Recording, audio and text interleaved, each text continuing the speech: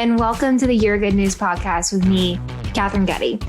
It's easy to believe the news around us that the world is dark and the future is the same. But what if we chose something different? What if we chose to find the good news in each day? This podcast is a collection of interviews with friends, mentors, colleagues on their good news.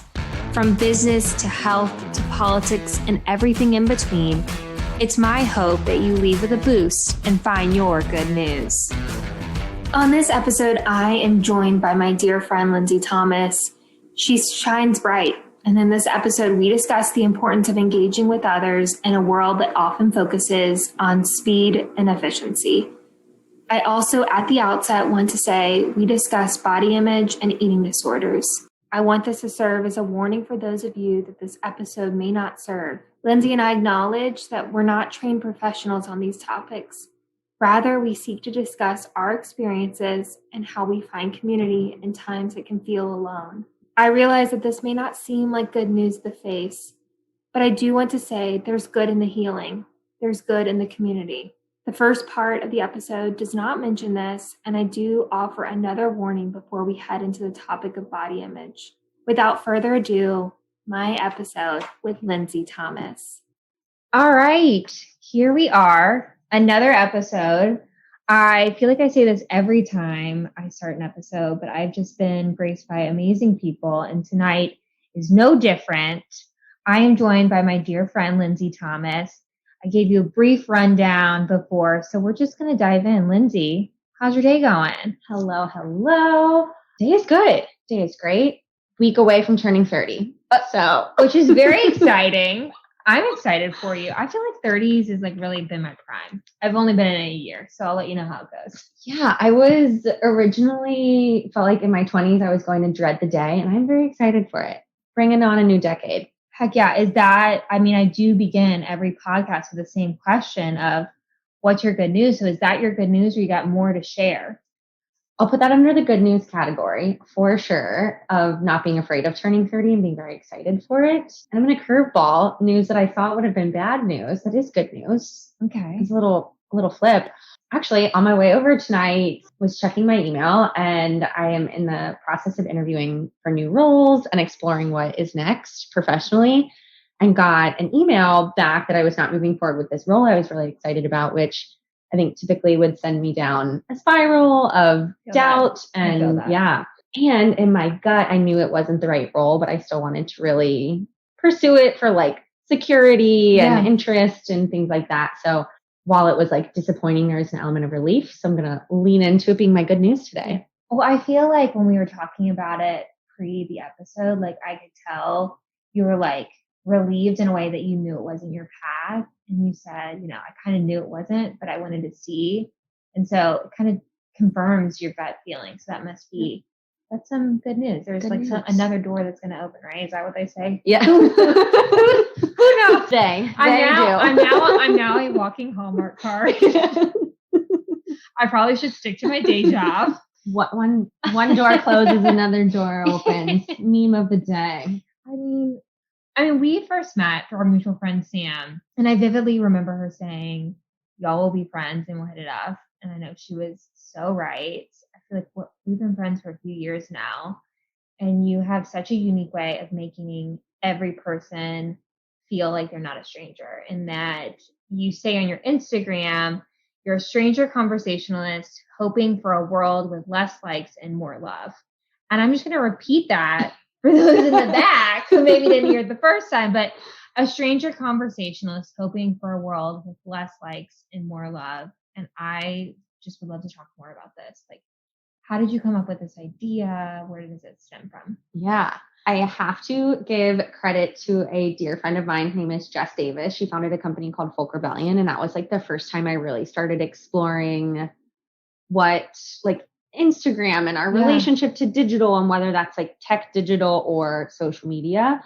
And so back in 2016, with all of that, I decided to go on a road trip by myself for 30 days. Oh my gosh. And if you want to talk about stranger conversationalists, if you don't want to talk to yourself for 30 days, you push yourself.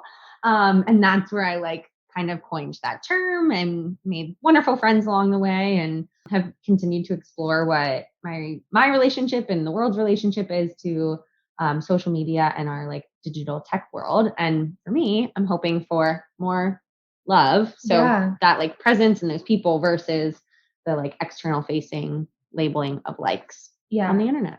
Were you finding that personally you were feeling some sort of way about the likes, or was it something you just saw on the whole of like how it was kind of impacting friends around you? Or how did they kind of come to this where you're like, we got to live in a world that's got more love and less, likes, may that be digital or in person? Like, what is that like? Yeah, I think we say it's hashtag no filters now, a filter of its own. Like the internet is such a place of, curated content. And some of that's really beautiful. Like I'm a creative person. I love branding. I love a good eye for things.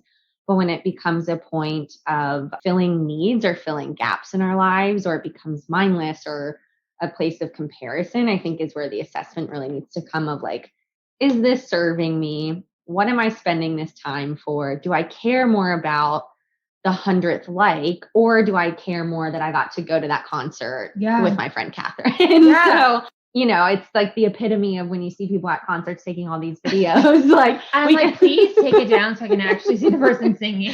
I think that's, a classic example, but it is a great one where it's like, when are we in the moment and loving, whether it's the artist, the people we're with, et cetera, versus like, I need to take this video for whatever purposes, because I know we're not going to rewatch it. I don't know why we do that, but you never want to hear the audio of a concert video again. I'm like, why did I do that? No, those are the tap throughs for sure. Yeah. And I think something that kind of struck out to me when you were talking was filling the gaps. I think that there's so often times where you feel like social media is like that Band-Aid on a bullet hole of not actually addressing like what's in our hearts. Have you found that like as you've been kind of taking this mantra on, that it's changed the way you view different social media or the way you interact with it? Yeah, absolutely. I think we all learned a lot in 2020 about our internet and TV and cell phone usage. So some good, some bad. Yeah, some good, some bad. I think let's remove that extreme, lockdown aside. And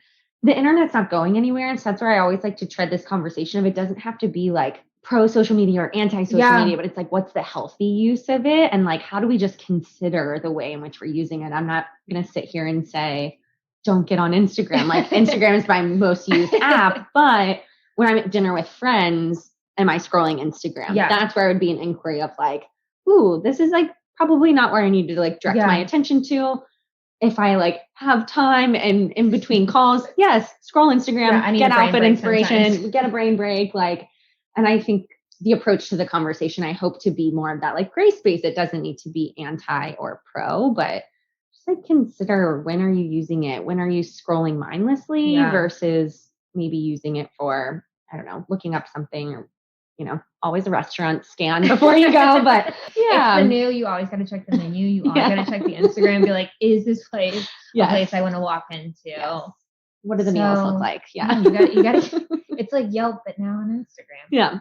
You talked a little bit about the last year. I've talked about it in a couple episodes, the elephant in the room, and we've had so much time, wanted or not, to be alone with ourselves and really listen to the things that, or see the things that kind of trigger us.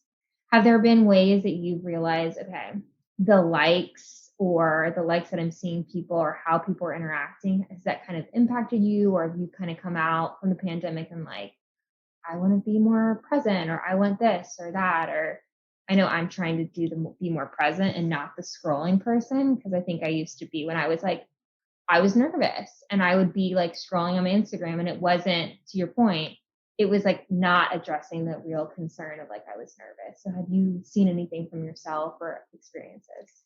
Yeah, one of my very exciting days during quarantine, I went through and unfollowed probably like 1,000 people. Oh, wow. So there was a purge there a little bit, and everything from like, I'm not really like big on following Instagram famous people or models or all those things. So there was an element of that where I'm like, I don't also during a pandemic want to be seeing different lifestyles and things, and kind of just assessing what serves me and what doesn't. And everybody's version of the pandemic was a little different too. And I found myself where it's like, there were people coming out with new businesses or people really struggling, and both were real and both should be like celebrated for what people were going through. But like, again, was that what I needed? Was that the content that I needed to be comparing myself to? So there was definitely quite a big assessment of that in the pandemic of like being in choice of what I'm looking at.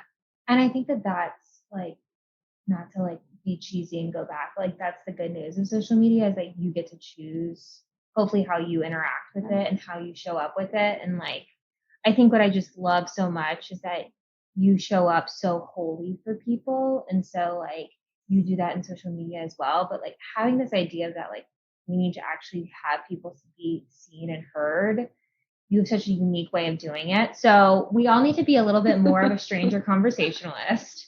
I know I love talking to people just like at random places. You were sharing a story with me earlier about Whole Foods. Shout out Whole Foods because I love Whole Foods, but yes, that you kind of, I thought was really interesting about this whole interacting. Yeah, it's when I'm trying to describe to people how you can, why the stranger conversationalist or what that interaction can like chemically do to us and like how we're designed as humans is, again, shout out to Whole Foods, but they are not sponsors of the podcast, but if they want to be. Yes, and most places, right? Like this is not, the CVS also just did it, but they like recreated their spaces to have significantly more self-checkout lines, which values our time like none other when it works, I suppose, that you can go in and swipe and be in and out, like low interaction, low drama. And I always, I'll say 9 out of 10 times, choose the cashier line. And there's something about looking at that person who's ringing you out and just like asking them how their day is. And that like releases like hormones and happy hormones. And that is long lasting, where if you look at like what efficiency does in terms of fueling us is very short term, but what human interaction does in conversation, and it doesn't need to be so deep, but just asking someone how their day is, and that cashier, and one, I'm sure catches them off guard because we're in such a whirlwind of a day, but I think it fuels you in a different way. So I always offer to like take the additional 2 to 3 minutes or whatever it is and like have a conversation, like interact with someone, thank them for ringing you out, and like that will fuel you so deeply as well as that person, and will linger much longer past your grocery store trip for the day. I gotta say, I know once we talked about it, I have tried to choose the longer lines, and I'm like, I'm doing this. And then I feel like great because sometimes I'll be like, oh, I use this for my buffalo wings. And I'm like, ooh, tell me more. What? Like, so it's like creating that connection, especially when we have been so isolated for a lot of people, I think is so important. And it's a good way to like kind of like fill your cup. You get to hear how someone else is doing. Sometimes they're honest and they're like, it's been a terrible shift. And you're like, I hope it gets better. I do. It's gonna get better. It will. The only way is up. Yeah. And I think that, in offering that, we'll say that like, I get it. We don't always all have time for that. And so I don't, from like a place of, over optimization or like that, like, people use the term like toxic positivity or whatever. And it's like, no, I get it that sometimes we all do have crappy days, or we're not, it's one of those plane rides at 6 a.m. and you want to put your headphones on and not interact. But in those moments that you do have it, just food for thought. I think it's great food for thought, and I hope people choose that line. Yeah. Well, I know we're going to transition a little bit, and I talked about this at the beginning of the episode, but I just want to again kind of acknowledge that the next conversation that Lindsay and I are going to have could be triggering for some people. So if you want to stop listening now, I'm going to give you a couple seconds and we're going to pivot. So we're going to delve now into eating disorders and finding ourselves through the pain and through the healing. For those that are struggling, please know you aren't alone. I will also acknowledge at the beginning of this conversation that Lindsay nor I are licensed trained professionals. And I know Lindsay talks about this a little bit.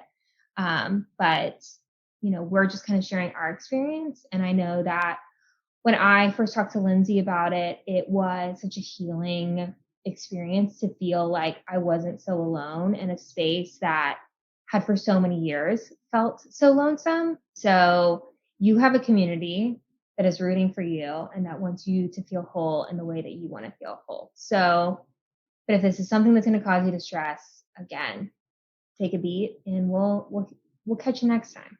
So pretty quickly into our friendship, I guess, to set the scene, I think it wasn't, for me, it was kind of, I had a sense of like we maybe had some shared experience, and I don't really remember. It's like our origin story. We were talking about this before the episode started, but I was like, I don't remember what event we met. I just knew that like Lindsay was my friend. Like I don't like have, and it feels very similar with me sharing.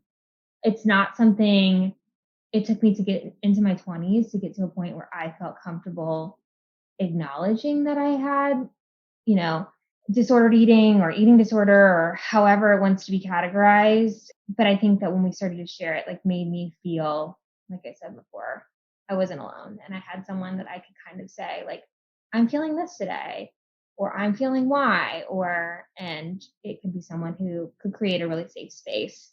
So, I would love to just kind of turn it over to you and kind of like, as we're setting the foundation for this conversation, see if there are things that you want to share before we kind of delve in. Yeah, absolutely. I appreciate the intro to the topic, and it is a hefty one for sure. And recognizing language we may try to avoid or try to use, etc. And I try to do my best of being cognizant with that and talking about possibility and things. So I definitely appreciate that.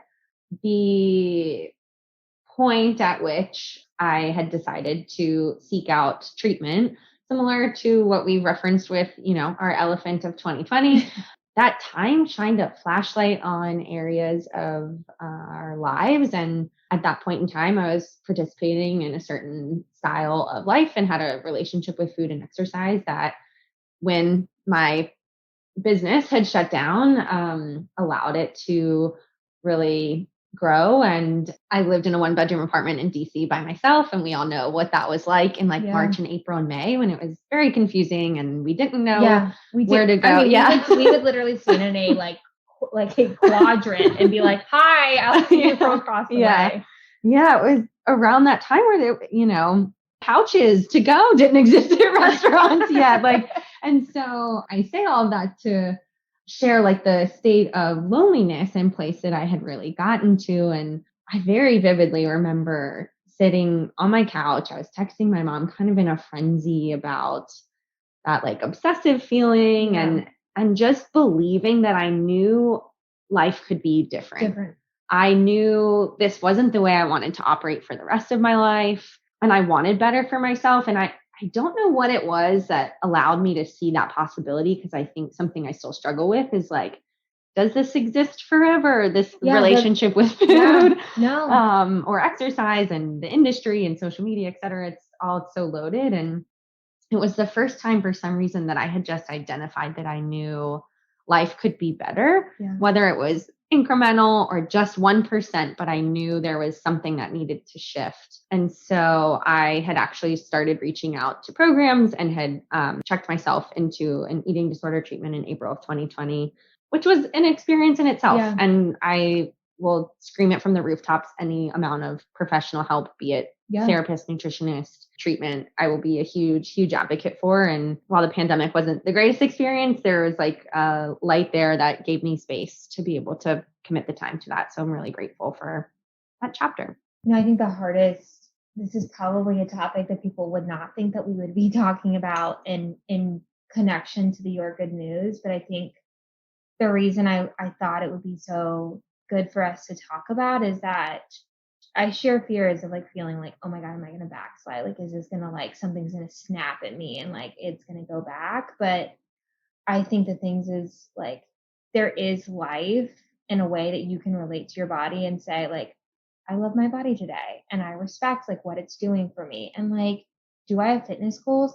100%. I would like to run a mile right now. Don't know if that's going to happen. We're going to try it. But it's been a steamy week. It's hot out there, girl.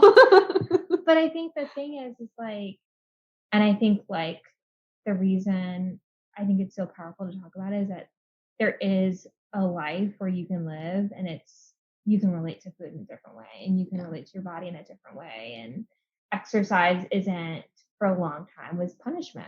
I would do it because I was well, you ate that or you did this. And I think it's pretty cool when you find help. And like, I will say from like my own personal experience, I grew up a dancer. Like there was never an overt conversation of like, I didn't fit in, but it was, oh, you fit in the smallest, outfit. And I was like, that was who I was. And when I wasn't that person anymore, and when I moved to DC, like it spiraled and it became something where it wasn't manageable. And I also sought support and understand, now a lot more how to relate to my body. But I think it's just sometimes so hard to see when you're feeling, and that, to steal a word from you, obsessive, or that point where you feel like you're spinning. Like I would feel like I'm just like, it's never going to be good, but there are good days ahead and there are good moments and there are ways that you can, like, I never thought that like celebrating in food would be in a similar sentence. Yeah. But I think it can be. And for a lot of people, my hope is that this can help people along the way. What has been, we kind of talk a little bit about it, but what has been the hardest part for you to understand, like during this time, or as you kind of relate to it? And I'd love to hear more about kind of what you think. Yeah, I have grown up my whole personal and professional life in the fitness industry in some capacity. And no matter what you believe or what you get to, there's still societal norms, there's still desire, there's things sexualized in the news and the media. And so there is an element that, regardless of personal choices, like our environment is still around. So always being cognizant of that, and growing up in that industry of someone that has been labeled with value based off of performance or physical appearance, I think this conversation can really lend to either separately or both together. And I've been in either category, where at points have cared more about performance, which lends itself to practices in one way or another, versus being in a space where it was aesthetically driven. Both have their pros and cons, and both have their downfalls. And I think there's something in that it's like currently working on not having that be my value. But,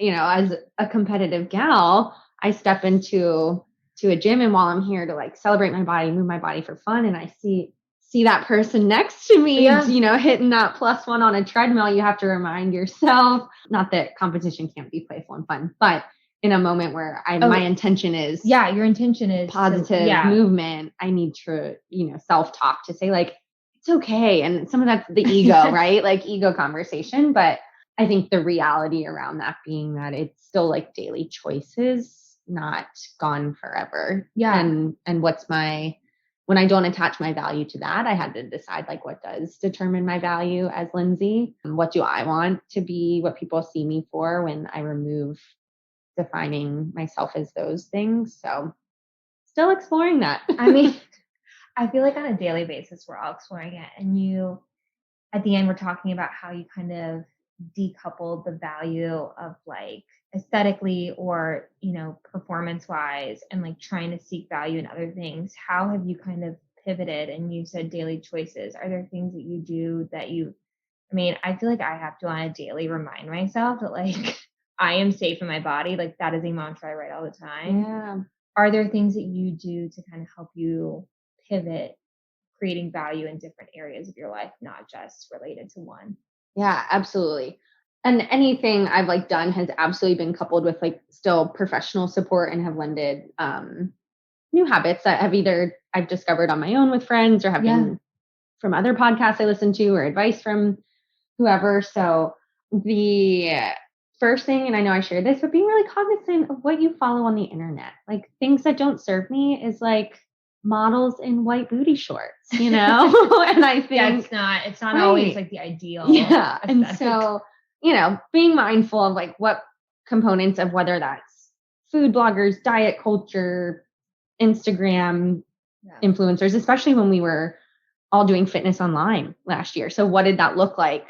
So I think that was a given. And there's something around, and I'm laughing saying this, but like, we are not designed to fit into clothes. Clothes are made to fit us. And so, that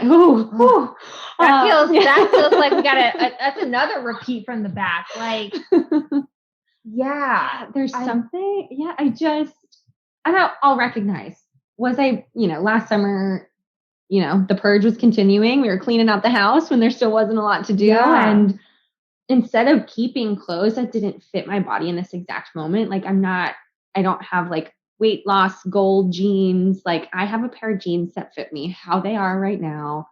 They cover me the way I want to be covered. And I feel good when I go out. And that's not to be like reckless, go throw all your clothes away, go like run up a credit card bill. But like when it's appropriate, buy clothes that make you feel like a rock star, be it style based or fit or whatever. And there's been something in that that's like made me feel much better in my body. And then I also enjoy my time out or out and about, whatever I'm doing.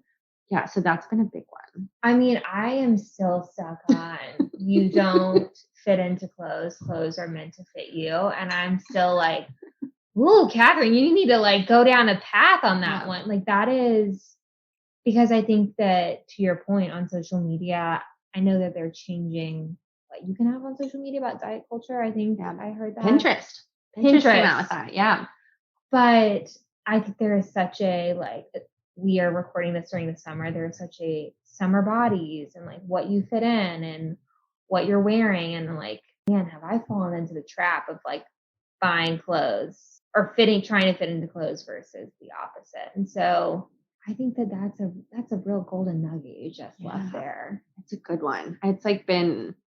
Did you like hear that or come up with it? Like you gotta like maybe it was on Pinterest. you gotta like catchphrase that one because I'm still 3 minutes back for all of our listeners because I'm like, I wish y'all could see my face. I'm pretty sure that my jaw dropped and I was like, Lindsay is dropping straight knowledge. Yeah, I mean, I think that like it sort of goes into the idea of accepting our bodies. And when we were kind of talking about this episode, you brought to my attention the idea of there's been such a body positivity wave, which has been amazing. And then there's now kind of this body acceptance and kind of the idea. I'd love for you to kind of delve into that idea and let's kind of like see what comes up for us as we talk about it. Yeah, it's one that I like don't have the answer to. I don't know how I feel yet, but I'm noticing that it's like a big topic now of like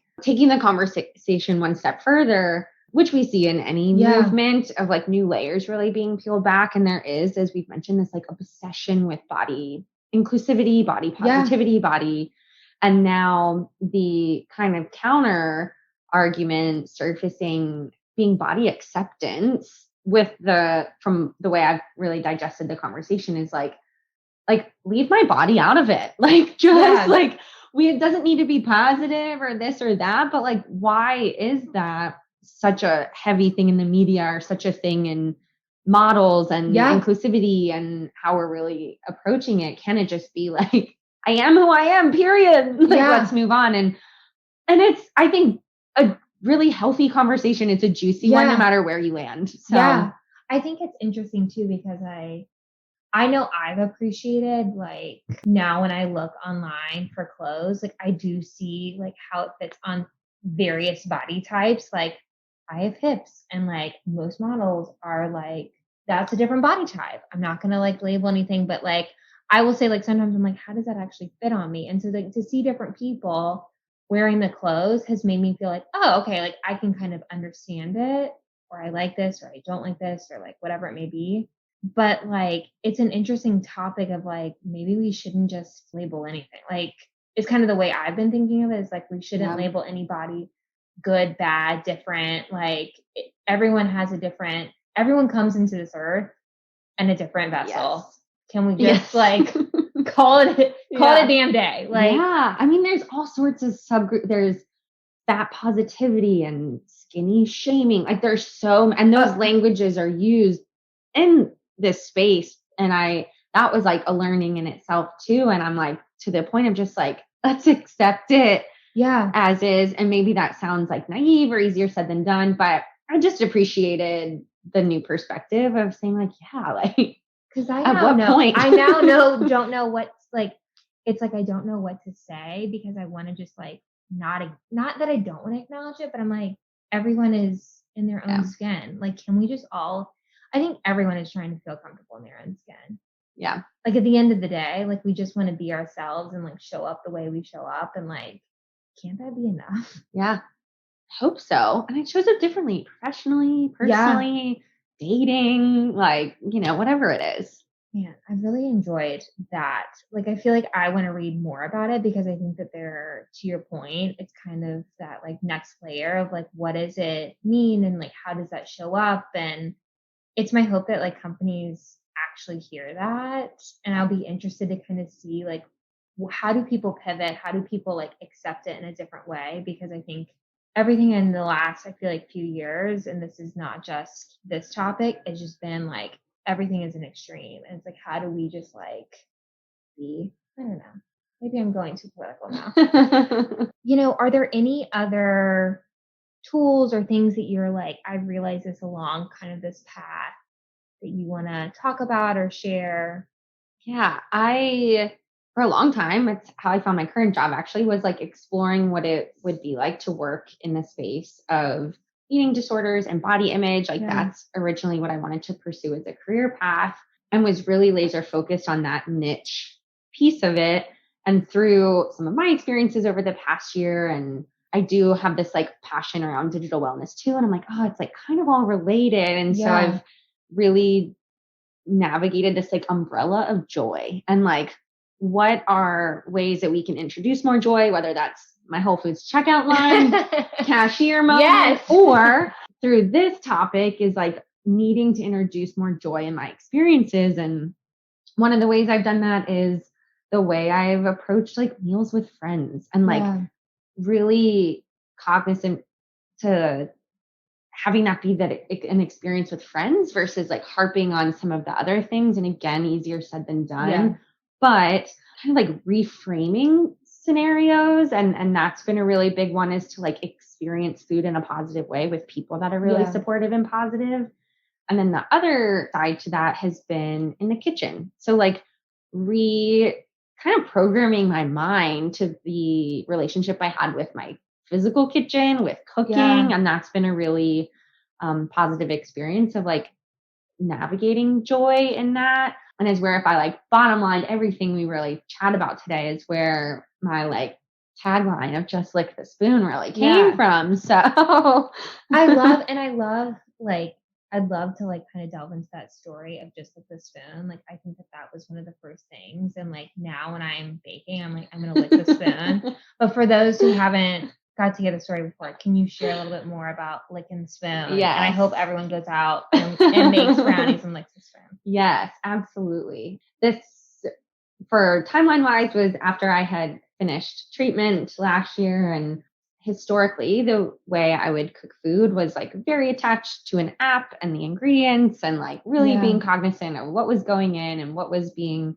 coming out and measured and all sorts of things. And I got to call her out, my gal, Kale Junkie. Her brownie recipe is one to write home. So I was making brownies last summer and standing in the same apartment in DC and mixing bowl. And it was like one of these moments that is just stuck in my head. And I remember staring down at this bowl of raw brownie batter, just being like, I really want to lick. Like, I want to eat this brownie batter. And historically, that would have been something that was quote unquote not allowed, given that it wasn't measured or it wasn't accounted for, or I was unsure what it, what it would happen. And I just remember looking and just being like, just lick the spoon. Maybe I said just lick the effing spoon. Who knows? Who knows? I have tried my potty mouth. I've tried to tag this podcast as explicit because I've cursed a couple times, but it has not come up that way. So you can if you want to. Well, we'll leave it PG for now, but just know that there is probably enough foam in there.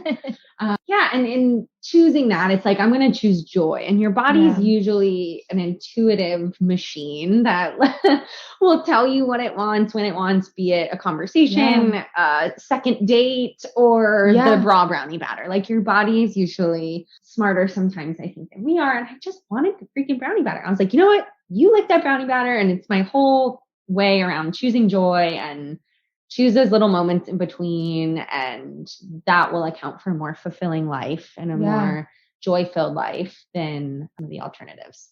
I think it's like such a perfect way, like this story, like choosing joy as such a way to like end the podcast. But before we get done, Are there any like topics you want to like cover before we get done? There's also like fireworks happening at my goodness. My apartment. So that could be a little surprise for everyone listening. But anything else you want to share? I feel like I feel really grateful to have two really unique interests as it relates to this, like, just like this spoon, we'll call it, and this world of joy and healing. And then meeting that with digital wellness, I think is such a cool crossroad there. And they were both great. So I can't wait to see what the next chapter holds for you. I know it's going to be great. I'm so excited. Where can people find you on social media so they can follow you and follow along? Yeah, the best place currently is on Instagram, which is at Linsanity the Rebel. Yeah. And this will all be in the show notes as well. Yes. And I will put this out there because once you speak it, and all of you can hold me accountable now for some Medium posts coming this like late summer, early fall. So, but they will all be linked to Instagram. So, well, heck yeah. Thank you so much again for just sharing your light tonight. And I'm so excited for everyone to hear this episode. So more to come, guys, and we will see you next week. When I started this podcast, it was my hope that each would leave you feeling inspired, feeling a bit more full. And today's episode embodied that fully. I am so grateful for Lindsay sharing her voice and experience today. For those of you facing or dealing with eating disorders, you're not alone. Groups like the National Eating Disorder Association offers a free hotline at 1-800-931-2237. Thank you again for joining another episode of the Your Good News podcast. Please subscribe, like, review, and join me again next week for another episode.